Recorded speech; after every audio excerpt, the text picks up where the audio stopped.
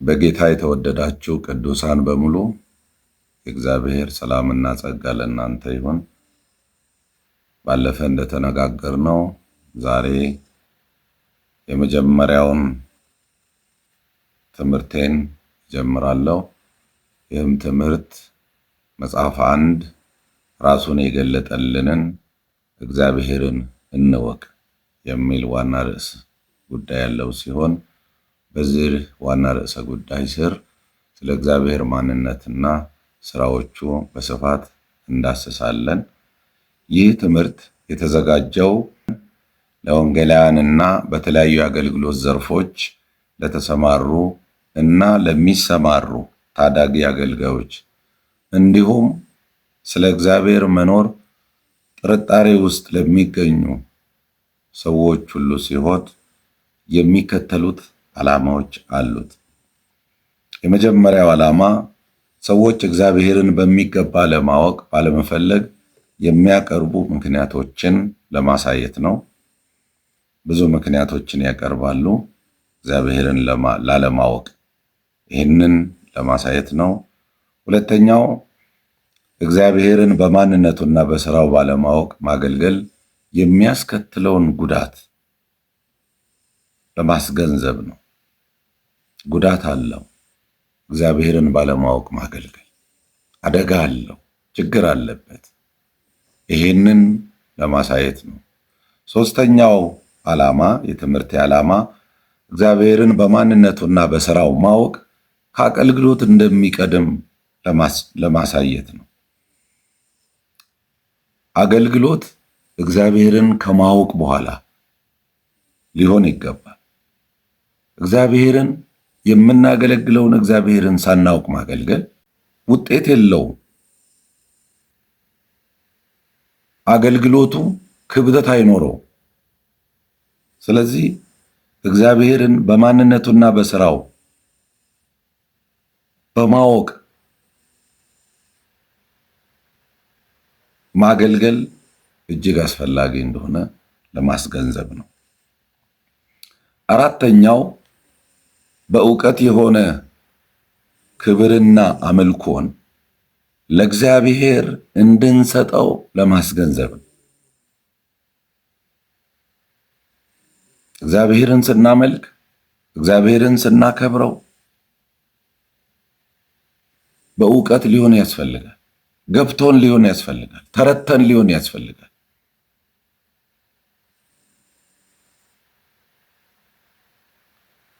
አምስተኛው የእግዚአብሔርን ስራዎች ባህሪያቶቹንና ስሞቹን በዝርዝር እንድናውቅ ለመርዳት ነው የዚህ ትምህርት ዓላማ። የእግዚአብሔር ስራዎች ምንድን ናቸው? እግዚአብሔር ምን ባህሪያቶች አሉት? እግዚአብሔር ማን ተብሎ ይጠራል? በመጽሐፍ ቅዱስ ውስጥ የተለያዩ ጥቅሶችን እያየን ይህንን ለማሳየት ነው። ስድስተኛው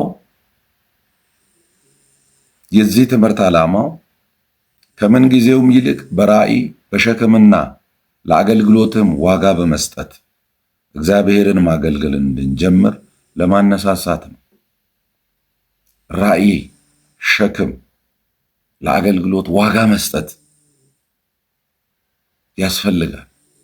በራእይ በሸክም ለአገልግሎታችን ዋጋ ተምነን እግዚአብሔርን ማገልገል ስንጀምር እግዚአብሔር በአገልግሎታችን በሕይወታችን ደስተኛ ይሆናል። ስለዚህ ከምን ጊዜም ይልቅ በራእይና በሸክም ለአገልግሎታችንም ዋጋ መስጠት እንዳለብን ያሳየናል ይሄ ትምህርት። ሰባተኛው የዚህ ትምህርት ዓላማ እግዚአብሔር የሁሉ ነገራችን ባለቤት ስለሆነ በሰጠን ነገር ሁሉ ሳንሰስት እርሱን ማገልገልና መንግስቱን ማስፋት እንድንችል ለማሳሰብ ነው። እግዚአብሔር የሁሉ ነገራችን ባለቤት ነው፣ ሰጪ ነው። እግዚአብሔር ያልሰጠን ምንም ነገር የለም። ከራሳችን ጀምሮ ሁሉን ነገር እግዚአብሔር ሰጥቶን ለኛ ሰጥቶን፣ ስለዚህ ሳንሰስት ሳንቆጥብ በተሰጠን ነገር በእውቀታችን፣ በጤንነታችን፣ በጊዜያችን፣ በሀብታችን፣ በብልጽግናችን እግዚአብሔርን ማገልገል መንግስቱን ማስፋት ይጠበቅብናል። ይህንን ለማስገንዘብ ይህንን ለማሳሰብ ነው የዚህ ትምህርት ዓላማ። የመጨረሻው የዚህ ትምህርት ዓላማ እግዚአብሔርን በማወቅና በመሰጠት ማገልገል ፍሬያማና የተባረክን ትውልድ እንደሚያደርገንም ለማስገንዘብ። እግዚአብሔርን ማገልገል ፍሬ አለው። እግዚአብሔርን ማገልገል ሽልማት አለው። የተባረክን ትውልድ እንሆናለን።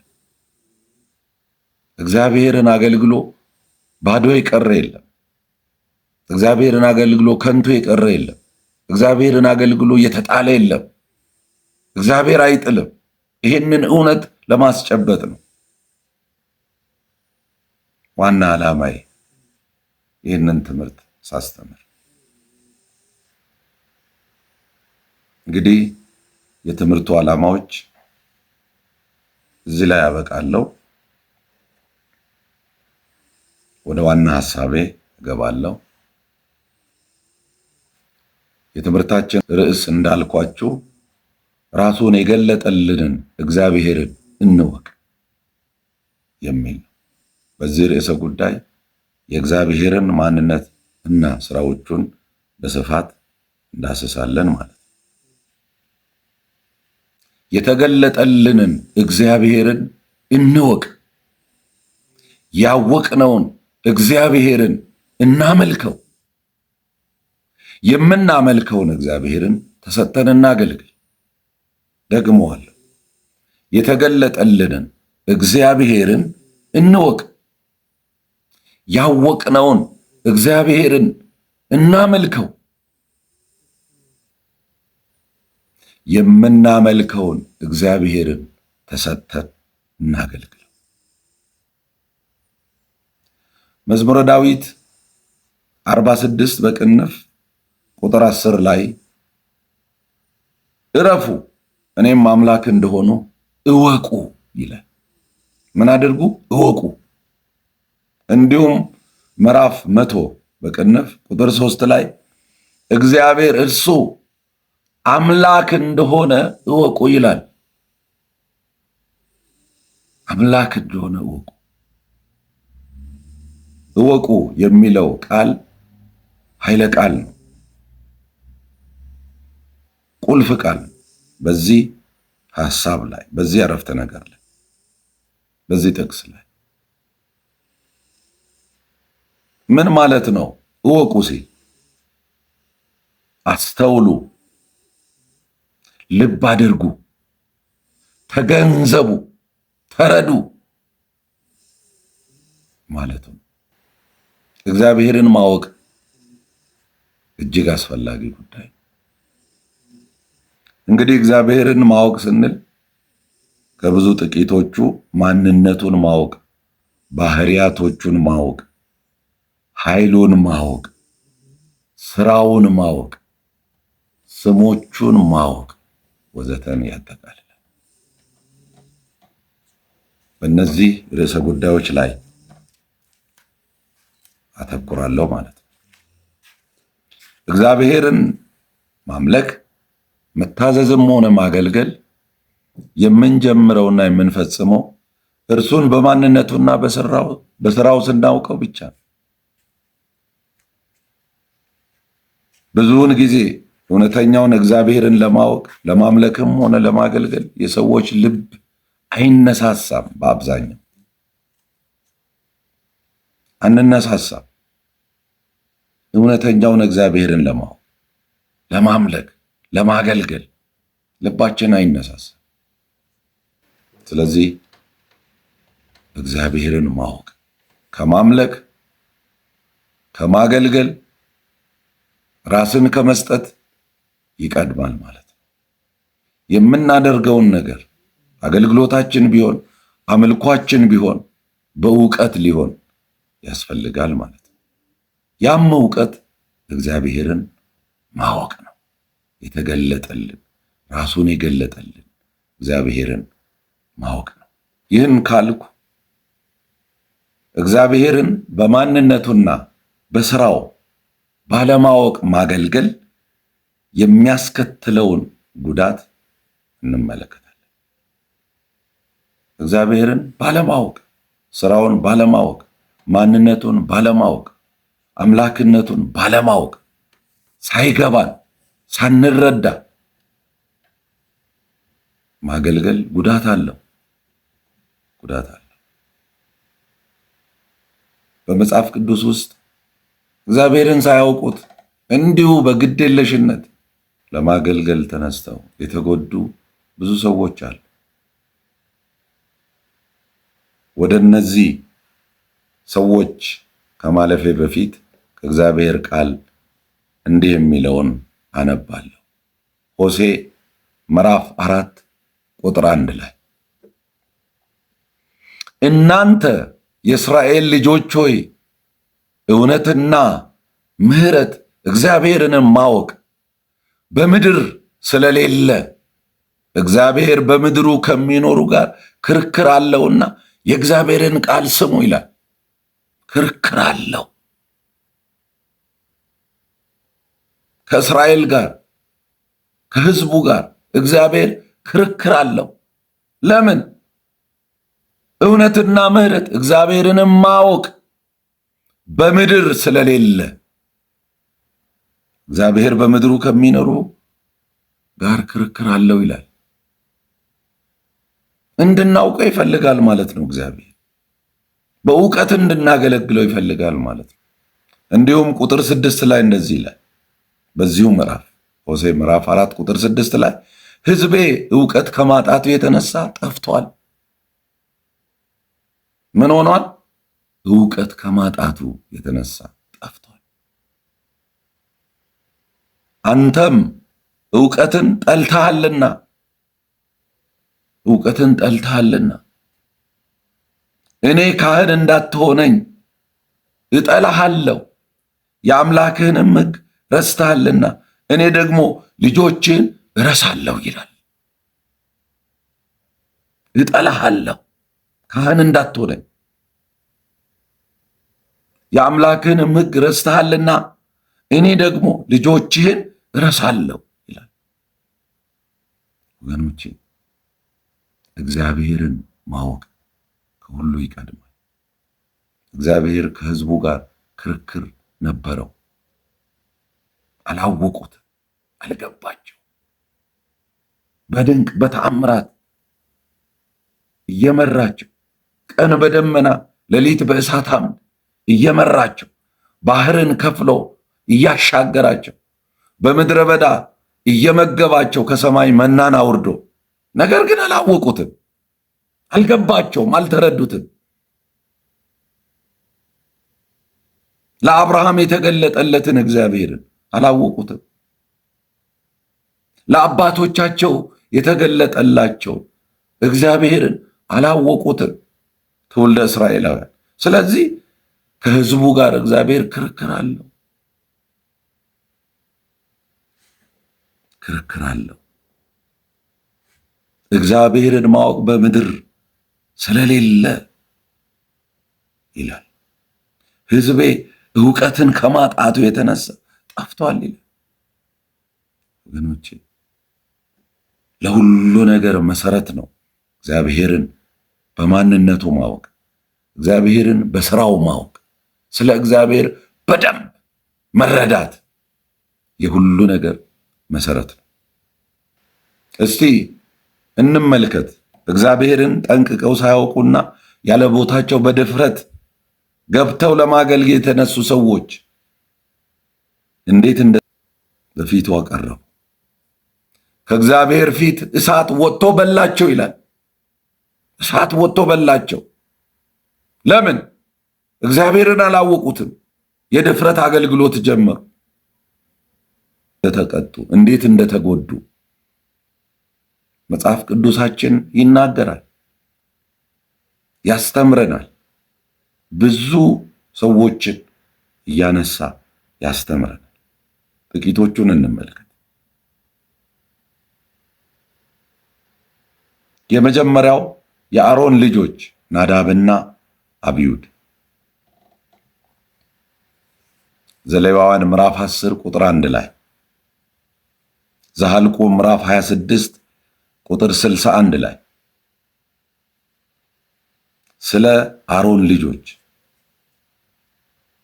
ይህንን ክፍል ይህንን ጥቅስ በምናነብበት ጊዜ የአሮን ልጆች አብዮድና ናዳብ በየራሳቸው ጥናውን ወስደው ዕጣን በመጨመር እሳት አደረጉበት ይላል። ያ ብቻ አይደለም፣ እግዚአብሔር ያላዘዛቸውን ሌላ እሳት በፊቱ አቀረቡ፣ በእግዚአብሔርም ፊት ሞቱ ይላል። በእግዚአብሔርም ፊት ሞቱ። በዚህም እግዚአብሔር ወደ እኔ በሚቀርቡ እቀደሳለሁ፣ በሕዝቡም ሁሉ ፊት እከብራለሁ ያለው ቃል ተፈጸመ። እግዚአብሔር በፊቱ በሚቀርቡ የሚቀደስ አምላክ፣ በሕዝቡም ፊት ከበሬታን የሚፈልግ አምላክ፣ ተቀድሰን አውቀነው እንድናገለግል ይፈልጋል እግዚአብሔር። ነገር ግን የአሮን ልጆች በድፍረት የራሳቸውን እሳት በእግዚአብሔር ፊት አቀረቡ። ከመቅደሱ ውስጥ አስክሬናቸው ወጥቶ ከሰፈር ውጪ ተጣለ ይላል። ከሰፈር ውጪ አሮንና ቀሪ ልጆቹ እንዳይሞቱና በማህበሩም ሁሉ ላይ የእግዚአብሔር ቁጣ ዳግም እንዳይወርድ እንዳያለቅሱ ራሳቸውን እንዳይነጩና ልብሳቸውን እንዳይቀዱ ሙሴ ያስጠነቀቃቸው ይላል። ሙሴ ያስጠነቀቃቸው አሮን ከቀሩት ልጆቹ ጋር እንዳይሞት ሙሴ ያስጠነቀቃቸው።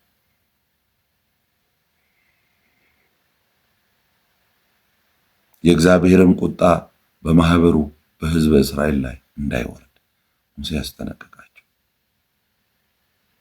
እግዚአብሔር በእሳቱ ስላቃጠላቸው የእስራኤል ቤት ሁሉ እንዲያለቅሱ ተነገራቸው። የእግዚአብሔር እሳት እነዚህን ሰዎች እነዚህ ካህናት ነን የሚሉትን የካህናት ቤተሰብ ልጆች እሳት በላቸው። የእግዚአብሔር እሳት ከሰማይ ወርዶ ስለዚህ ሕዝቡ ማህበሩ ይሄንን አውቆ እንዲያለቅሱ ተነገራቸው። አሮንና ቀሪ ልጆቹ እንዳይሞቱና በማህበሩም ሁሉ ላይ የእግዚአብሔር ቁጣ ዳግም እንዳይወርድ ተነገራቸው። እግዚአብሔር በእሳቱ ስላቃጠላቸው የእስራኤል ቤት ሁሉ እንዲያለቅሱ ተነገራቸው ይላል። ወገኖቼ እግዚአብሔርን ሳናውቀው እግዚአብሔር ሳይገባን እግዚአብሔርን ሳንረዳው እኔ አገልጋይ ነኝ ገብቶኛል ብለን በልምድ በዘፈቀድ በግዴለሽነት ማገልገል አደጋው እጅግ የከፋ ነው። ጉዳቱ እጅግ የበዛ ነው። ሁለተኛውን እንመልከት። እግዚአብሔርን በማንነቱና በስራው ሳያውቁ ለማገልገል የወጡ ሰዎች የተጎዱት። ሁለተኛው ዳታንና ቆሬ።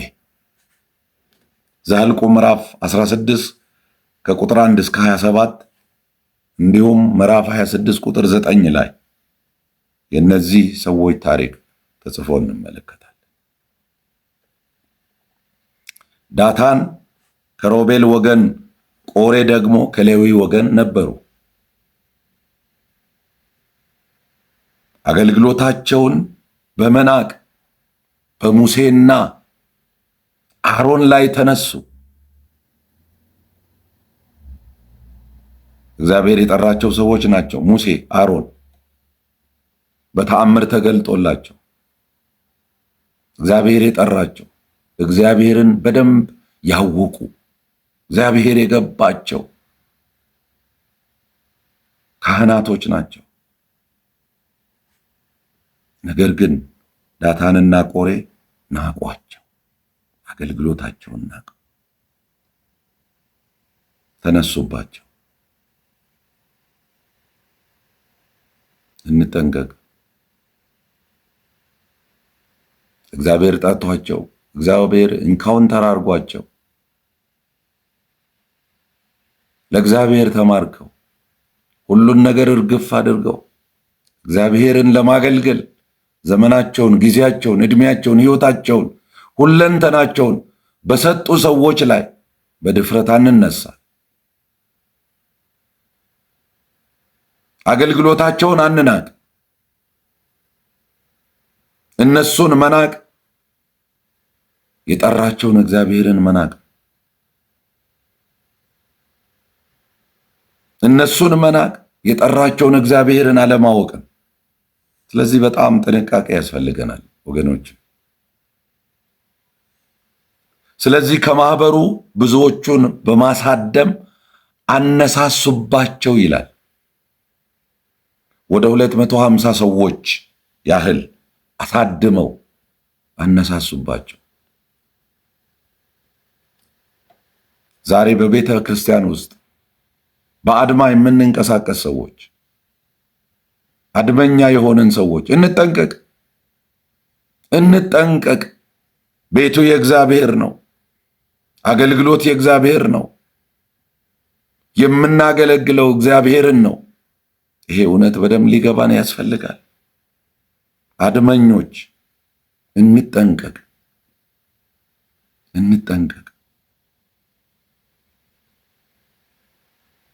እነዚህ ለአድማ የተሰበሰቡ ሰዎች የሚገርመው ከማህበሩ የተመረጡ ዝናቸው የወጣና አለቆችም ነበሩ ይላል። ዝናቸው የወጣ ከማህበሩ የተመረጡ አለቆችም ነበሩ።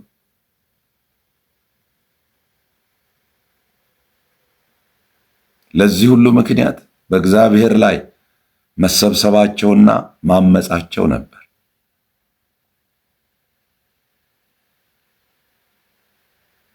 በእግዚአብሔር ላይ መሰብሰባቸውና ማመጻቸው።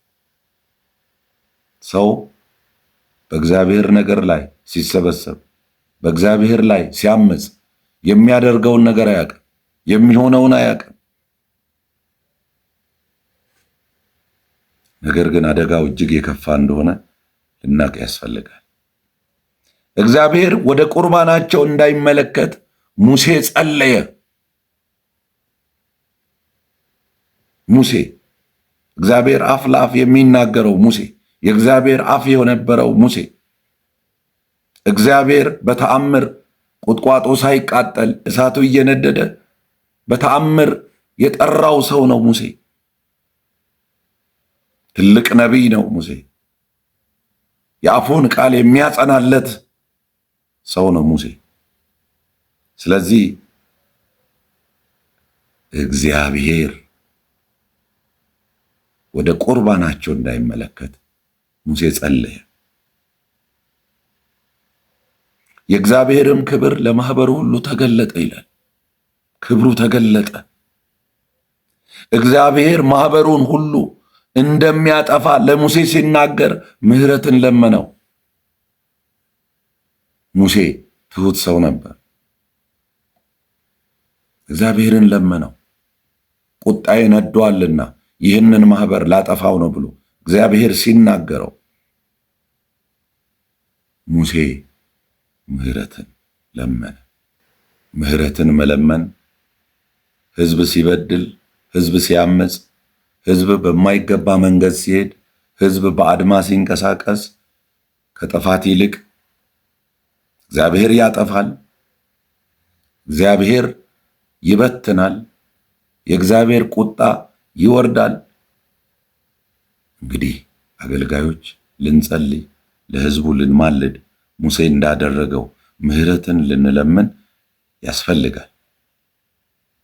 በጣም የሚገርመው መሬት ተሰንጥቆ ምድር አፏን ከፍታ ዳታንንና ቆሬንን አቤሮንን ከነቤተሰቦቻቸው ዋጠቻቸው ይላል። ከባድ ፍርድ። ሰዎች ከነነፍሳቸው ተቀበሩ። ከነነፍሳቸው እስከዛ ድረስ የእግዚአብሔር ቁጣ የከፋ ነበረ። እነርሱና የእነርሱ የሆነው ነገር ሁሉ በሕይወታቸው ወደ ሲኦል ወረዱ፣ ምድርም ተዘጋችባቸው ይላል። እሳትም ከእግዚአብሔር ዘንድ ወጥታ በራሳቸው ጥና ሲያቀርቡ የነበሩ 250 ሰዎችን በላቻቸው ይላል። ያ ብቻ አይደለም። በሰው መሞት ምክንያት እነዚህ 250 ሰዎች ምድር ስለዋጠቻቸው ከእስራኤል ማህበር ያግሮመረሙ 14700 ሰዎች መቅሰፍት ገደላቸው ይላል። መቅሰፍት ገደላቸው። ወገኖቼ አደጋ አለ፣ አደጋ አለ። እግዚአብሔርን ባለማወቅ ማገልገል፣ እግዚአብሔርን ባለማወቅ በእግዚአብሔር ነገር መዳፈር አደጋ አለው። ይህ ምስጢር በደንብ ሊገባን ያስፈልጋል። እግዚአብሔርን ሳናውቅ ለማገልገል መሮጥ፣ በአገልግሎት መዳፈር አስፈላጊ አይደለም። ከአገልግሎት በፊት የምናገለግለውን እግዚአብሔርን ማወቅ ያስፈልገናል። ሌላው የኤሊ ልጆች ናቸው። ስለነሱ በሚቀጥለው ክፍለ ጊዜ ይዤ ቀርባለሁ። እግዚአብሔር ትልቅ መልእክት እንደተናገረን አምናለሁ። እግዚአብሔርን በማወቅ ልናገለግል ያስፈልገናል። እግዚአብሔርን ሳናውቀው፣ ስለ እግዚአብሔር ሳይገባን፣ ስለ እግዚአብሔር ሳንረዳ ማገልገል ትርጉም የለው፣ ትርጉም የለው። ከማገልገል በፊት የምናገለግለውን አካል ማወቅ ይጠበቅብናል። የመጀመሪያው ሊሆን ያስፈልጋል። እግዚአብሔር ቃሉን ይባርክልን፣ ጸጋው ይብዛላችሁ። ሰላም ሁኑ።